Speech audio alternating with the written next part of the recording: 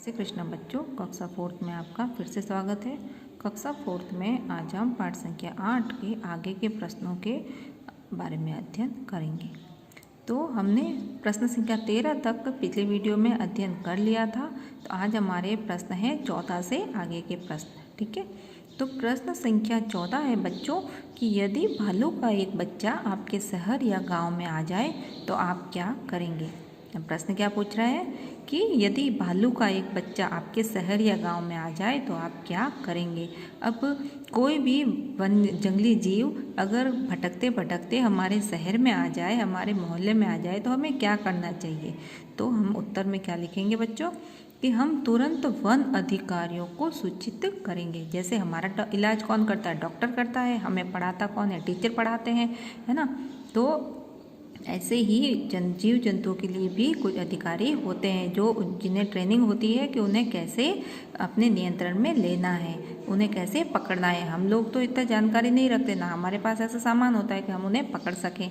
तो वन्य अधिकारियों को हम सूचित करेंगे तथा उनके आने तक भालू के बच्चे की पूरी देखभाल करेंगे ताकि उसे कोई हानि न पहुंचा सके। ठीक है, तो अब हानि कब पहुंचाता है, कोई भी जीव है जो हानि कब पहुंचाता है, हम लोग क्या करते हैं कि हम उस जानवर से डरने लग जाते हैं। जबकि होता क्या है, उल्टा होता है। वो जानवर अपनी सुरक्षा करने के लिए हम पे हमला करता है और हम क्या समझते हैं कि वो हमें हानि पहुंचाएगा तो हम उस पर वार करते हैं। तो इस तरह से दोनों एक दूसरे से डरे हुए होते हैं। तो हम तो इंसान है ना बच्चों, और वो तो जानवर है, वो तो समझता नहीं है ना।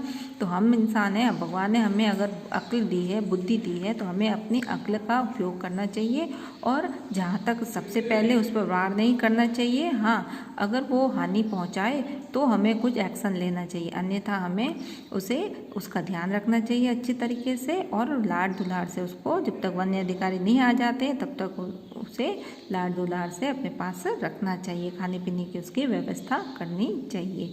अगर हम उसे प्यार, कोई भी इंसान हो, जानवर हो, सबको क्या प्यार चाहिए होता है ना, लाड दुलार चाहिए होता है। अगर बच्चों आपको भी सारा दिन डांटते फटकारते रहे, पिटाई लगाते रहे तो आपको क्या होगा, बुरा लगेगा, है ना। गुस्सा आएगा बहुत तेज और गुस्से में आप क्या करोगे, कुछ ना कुछ उल्टी सीधी हरकत करोगे। तो वैसे ही ये जानवर भी होते हैं, जब उनको हम मारेंगे पीटेंगे तो वो क्या करेंगे, अपना गुस्सा दिखाएंगे हम पे, तो फिर हमें हानि पहुंचा देते हैं। तो इसीलिए अगर भालू का या कोई भी अन्य जंगली जानवर हमारे इलाके में आ जाता है तो हमें उसे सबसे पहले तो वन्य अधिकारियों को सूचित कर देना चाहिए और उसके वन्य अधिकारी जब तक आते हैं तो उसकी हमें उचित देखभाल करनी चाहिए। तो प्रश्न का उत्तर हम क्या लिखेंगे बच्चों कि हम तुरंत वन अधिकारियों को सूचित करेंगे तथा उनके आने तक भालू के बच्चे की पूरी देखभाल करेंगे ताकि उसे कोई हानि न पहुंच सके। फिर प्रश्न संख्या 15 है कि कुछ लोग सांप दिखने पर उसे मार देते हैं, क्या ऐसा करना ठीक है। अब बच्चों सांप क्या करता है, हमें जैसे ही सांप दिखा, अरे सांप आ गया, सांप आ गया, ऐसे डर जाते हैं, करते हैं ना, और उसको मारने की कोशिश करते हैं, उसको मार ही देते हैं इकट्ठा होके। अरे सांप आ गया, सांप आ गया, हमें नुकसान पहुंचा देगा। मगर सांप जब तक हम उसे कोई नुकसान नहीं करेंगे, उसे छेड़ेंगे नहीं, तब तक सांप हमें नहीं काटता है। मगर हम डर के मारे उसे मार देते हैं। तो सांप खुद को सुरक्षित करने के लिए हम पे हमला करता है और हम खुद को सुरक्षित करने के लिए सांप को मार देते हैं, पर हमें ऐसा नहीं करना चाहिए। तो उत्तर हम लिखेंगे बच्चों कि नहीं, ऐसा करना ठीक नहीं है। प्रश्न 15 क्या है कि क्या कुछ लोग सांप दिखने पर उसे मार देते हैं, क्या ऐसा करना ठीक है। तो उत्तर में हम लिखेंगे बच्चों कि नहीं, ऐसा करना ठीक नहीं है। प्रश्न संख्या 16 है कि अगर आपसे कोई दिन भर काम करवाए तो आप थक जाते हो ना, और काम करने से मना कर देते हैं। जानवर थक जाने पर क्या करते होंगे। अब बच्चों देखो, आपसे अगर हम बहुत ज़्यादा होमवर्क करवाएं, आपको अगर बहुत ज़्यादा होमवर्क, क्लास में भी क्लास वर्क डाल दिया बहुत ज़्यादा और घर पे भी होमवर्क दे दिया बहुत ज़्यादा, तो आप क्या कहोगे, अरे मैम आज तो होमवर्क ज़रा कम दीजिए, हमारे हाथ दर्द कर जाएंगे, आज तो क्लास वर्क भी बहुत ज़्यादा कर दिया, आज होमवर्क थोड़ा कम दे दीजिए। तो ये बोल के बताते हो ना कि मैम हम थक जाएंगे। मगर जानवर तो ऐसा नहीं कर सकता है ना। तो जानवर भी हमारी तरह ही थक जाने पे आराम करते हैं और हमारी इंसानियत भी हमें यही सिखाती है बच्चों कि हमें जानवर में भी जान होती है, तो उसे भी हमें आराम करने देना चाहिए। कहीं कहीं का हम देखते हैं बैल है, गधे हैं, ऊँट है, इनकी जो इनका जो ताकत होती है उससे अधिक हम उनसे काम करवा देते हैं। तो उनमें भी तो जान है, भगवान ने उनको भी दिया है ना शरीर, तो उन्हें भी आराम करने की ज़रूरत होती है। तो हमें उनसे जानवरों जैसा बर्ताव नहीं करना चाहिए, हमें मानवता दिखानी चाहिए और जितनी उनकी ताकत है उतना ही हमें काम करवाना चाहिए। तो अगर आपसे कोई प्रश्न है कि अगर आपसे कोई दिन भर काम करवाए तो आप थक जाते हो और काम करने से मना कर देते हो, जानवर थक जाने पर क्या करते हैं, तो हमारा उत्तर क्या होगा बच्चों कि जानवर थक जाने पर आराम करते हैं। क्या करते हैं? आराम करते हैं। फिर प्रश्न संख्या 17 है, कुछ लोग जीव जंतुओं को अपने शौक के लिए पालते हैं। क्या करते हैं? कुछ लोग जीव जंतुओं को अपने शौक के लिए पालते हैं। आपने किन किन जीव जंतुओं को शौक के लिए पाले जाते देखा है? अब हमें उन जीव जंतुओं के नाम लिखने हैं कि कौन कौन से जीव जंतु हमने पालते हुए देखे हैं, घरों में कौन कौन से जीव जंतु हमने देखे हैं। तो हमने कुत्ता, बिल्ली और तोते को शौक के लिए पाले जाते देखा है ना। आमदनी के लिए तो हमने बकरी है, गाय है, भेड़ है, ये जानवर पालते हैं। मगर शौक के लिए कुत्ता है, बिल्ली है, तोते हैं, इन जानवरों को लोग पालते हैं। तो हमने इन कुत्ता, बिल्ली और तोते को शौक के लिए पालते देखा है। फिर प्रश्न संख्या 18 है कि जानवर उनके प्राकृतिक परिवेश में ही खुश क्यों होते हैं?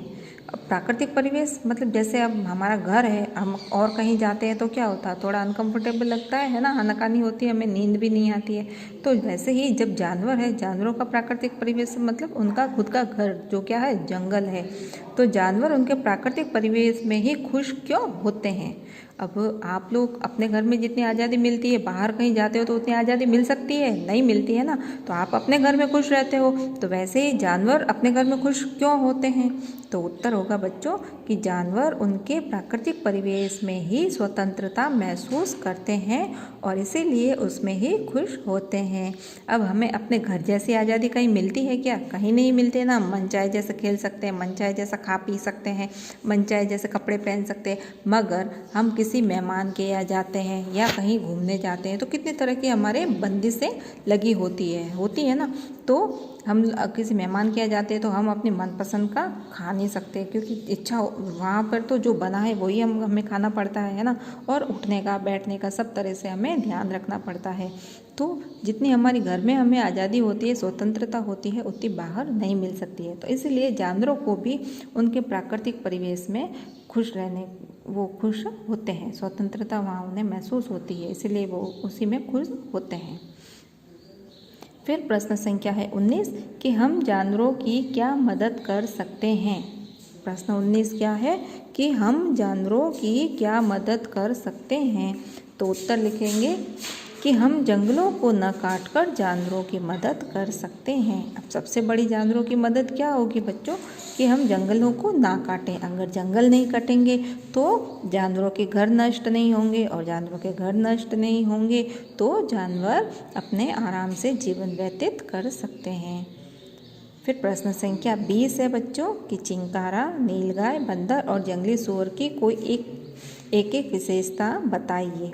ठीक है, चिंकारा, नीलगाय, बंदर और जंगली सूअर की एक विशेषता हमें बतानी है। तो पहला है चिंकारा, तो जल की कमी होने पर भी जीवन यापन कर सकते हैं। चिंकारा की एक विशेषता क्या है कि जल की कमी होने पर भी ये जीवन यापन कर सकते हैं, मतलब अगर कहीं पे पानी कम है तो भी ये अपना जीवन आराम से गुजार सकते हैं। फिर दूसरा है नीलगाय के बारे में कि नीलगाय की एक विशेषता है, कुछ नीलगाय बड़े व गहरे रंग के तथा कुछ भूरे रंग के होते हैं। फिर जंगली सूअर की विशेषता है कि जंगली सूअर बहुत ताकतवर होते हैं। फिर चौथी विशेषता है बंदर पेड़ों पर झुंड में रहते हैं। क्या करते हैं बंदर? बंदर की एक विशेषता क्या है कि बंदर पेड़ों पर झुंड में रहते हैं। ठीक है, तो अभी जो हमने पढ़ा है चिंकारा, नीलगाय, बंदर, जंगली सूअर, ये सारे ही जानवर झुंड में रहने वाले जानवर हैं।